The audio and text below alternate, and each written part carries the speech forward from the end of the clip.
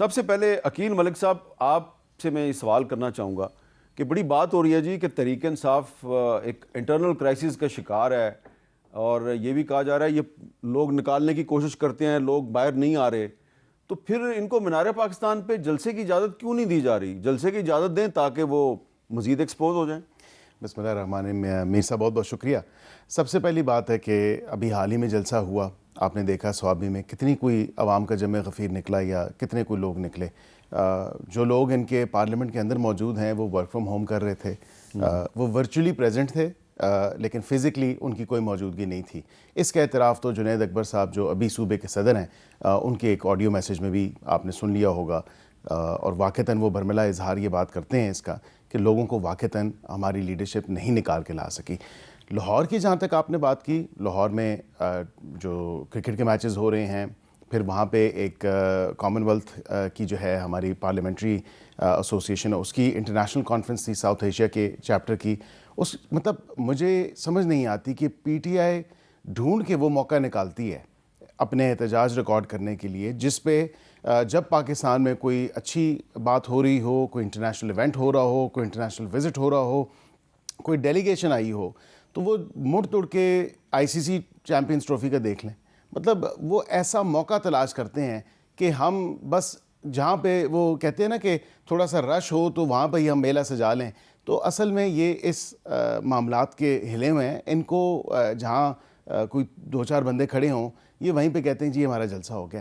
اب سوابی میں اگر واقعتاً صوبے میں ان کی اپنی حکومت ہے، ہم نے تو منع نہیں کیا، نہ ہم سے نون لیگ سے، نہ پیپلز پارٹی سے، نہ ہماری حکومت سے کوئی اجازت لینی تھی انہوں نے۔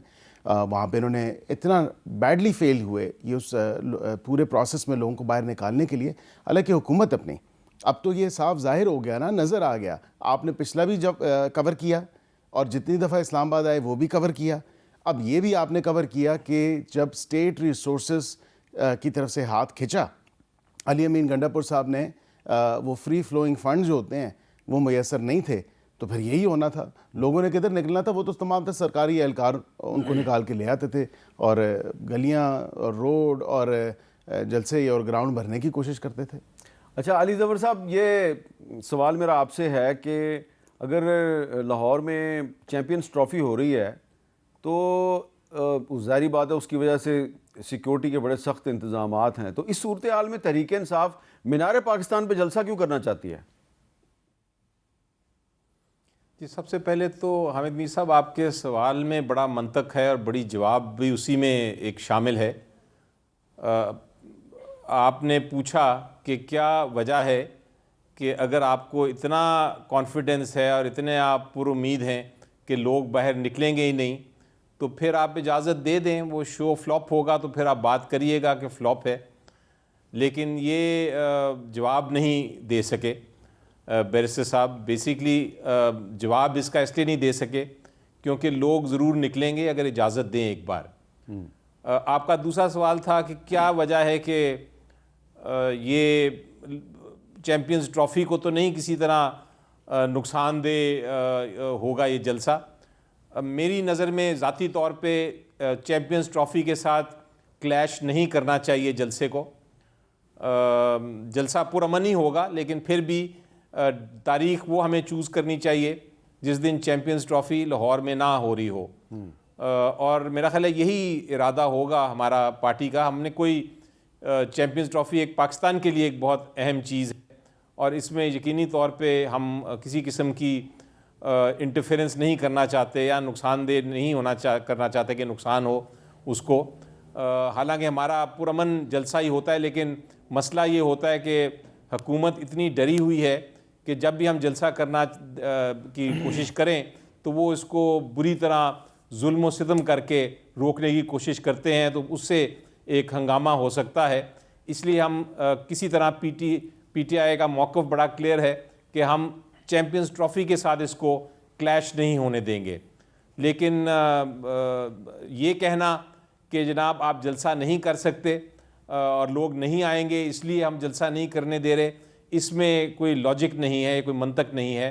آپ کو جس طرح آپ نے سوال کیا کہ اگر اتنا آپ کا خیال ہے کہ سوابی کا بھی فلاپ ہوا تھا، جو کہ درست بات نہیں ہے، بڑا سکسیسفل اور کامیاب جلسہ تھا، لیکن اگر آپ سمجھتے ہیں کہ لاہور میں نہیں ہوگا جلسہ تو کھلی اجازت دے دیں, رکاوٹیں نہ ڈالیں, لوگوں کو اریسٹ نہ کریں, ان کو پہلے جا کے ان کے گھروں کو ریڈ نہ کریں, ان کے خلاف غلط کیسز نہ فائل کریں, تو وہ جلسہ پھر دیکھیں کیسا ہوگا. ٹھیک ہے. اچھا, اب سلمان اکرم رائے صاحب بھی ایک وکیل ہیں, لیکن ساتھ ہی ساتھ وہ تحریک انصاف کے سیکرٹری جنرل بھی ہیں, تو وہ بھی اشارے دے رہے ہیں جی کہ رمضان کے بعد ایک کوئی نئی تحریک شروع کرنی ہے. سنیں کیا اشارہ دیا انہوں نے. ہم عمران خان کی رہائی کے لیے پاکستان میں قانون اور آئین کی بالادستی کے لیے اپنی جدوجہد جاری رکھیں گے. پوری قوم کو ہم آواز دیں گے اور آپ دیکھیں گے ایک ملک گیر تحریک بہت جلد وجود میں آئے گی. ہمارے پاس بہت سی آپشنز ہیں رمضان کے مہینے کے دوران بھی اور رمضان کے بعد بھی, تو ہم اب رکنے والے نہیں ہیں. رکنے والے نہیں ہیں. میر صاحب, رمضان کے بعد کیوں؟ میں تو کہتا ہوں رمضان بابرکت مہینہ ہے, رمضان المبارک کا مہینہ ہے. ہاں, یہ الگ بات ہے کہ رمضان میں شیطان کو بند کر دیا جاتا ہے, اور یہاں پہ یہ رمضان کے بعد, عید کے بعد تحریک چلائے جاتے ہیں. بالکل اپنا یہ شوق پورا بھی کر کے دیکھ لیں.